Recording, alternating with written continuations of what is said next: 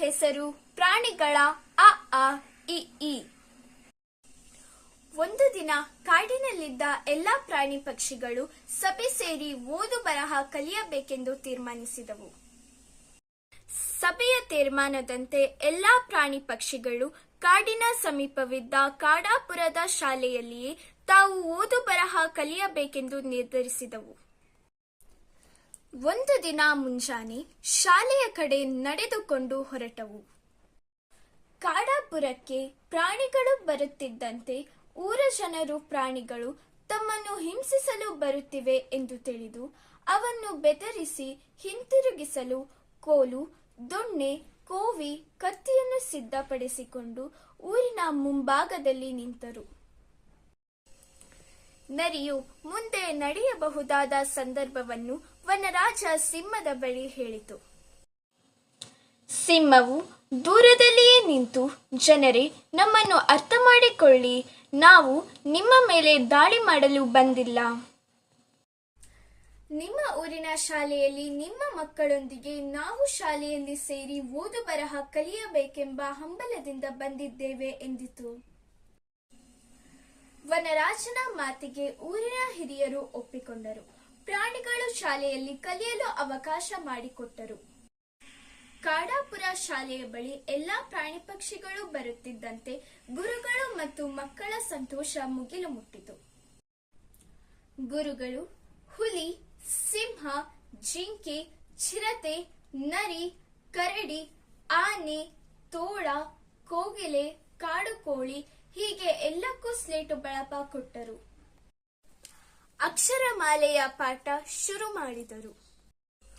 ಪ್ರಾಣಿಗಳು ಶಾಲೆಗೆ ಬರುವ ವಿಷಯ ಎಲ್ಲೆಡೆಯೂ ಸುದ್ದಿಯಾಗಿ ಶಾಲೆ ಬಿಟ್ಟು ಅಲೆದಾಡುತ್ತಿದ್ದ ಮಕ್ಕಳು, ಶಾಲೆಯನ್ನು ಸೇರದೆ ಇದ್ದ ಮಕ್ಕಳು ಪ್ರಾಣಿ ಪಕ್ಷಿಗಳನ್ನು ನೋಡುವ ನೆಪದಲ್ಲಿ ಶಾಲೆಗೆ ಬರತೊಡಗಿದರು.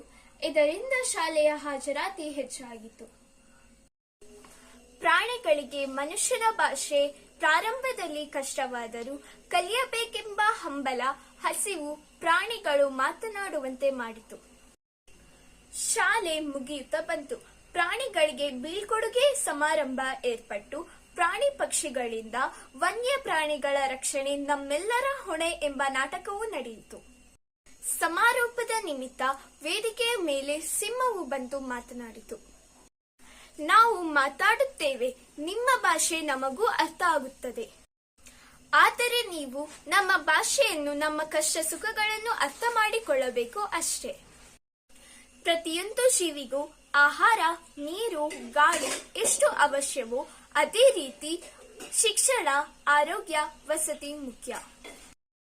ನಾವು ಕಾಡಿನಲ್ಲಿದ್ದು ನಮ್ಮ ಪರಿಸರದ ಬಗ್ಗೆ ಅಷ್ಟೇ ತಿಳಿದಿದ್ದೆವು. ಶಾಲೆ ಸೇರಿದ ಮೇಲೆ ಮಾನವೀಯ ಸಂಬಂಧದ ಸಾಮಾಜಿಕ ಪರಿಸರವನ್ನು ತಿಳಿದೆವು. ಇಲ್ಲಿ ಸಾಮರಸ್ಯ, ಹೊಂದಾಣಿಕೆಯ ಕೊರತೆ ಬಹಳಷ್ಟಿದೆ.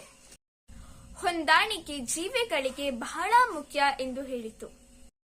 ನಿಮ್ಮೂರ ಶಾಲೆಯಿಂದ ನಾವು ಬಹಳಷ್ಟು ಕಲಿತೆವು ಎಂದು ಕೊನೆಯದಾಗಿ ಹೇಳಿ ಎಲ್ಲರಿಗೂ ನಮಸ್ಕರಿಸಿತು. ಪ್ರಾಣಿಗಳು ಹೊರಡಲು ಸಿದ್ಧವಾದವು. ಎಲ್ಲಾ ಪ್ರಾಣಿಗಳು ಮಕ್ಕಳಿಗೆ, ಗುರುಗಳಿಗೆ, ಊರಿನವರಿಗೆ ಧನ್ಯವಾದ ಹೇಳಿದವು. ಶಾಲಾ ಪರಿಸರವನ್ನು ಮೆಲುಕು ಹಾಕುತ್ತಾ ಸಾಗಿದವು. ಕಾಡು ಬಂದದ್ದು ತಿಳಿಯಲೇ ಇಲ್ಲ.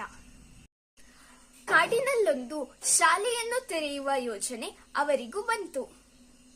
ಎಲ್ಲರಿಗೂ ಧನ್ಯವಾದಗಳು.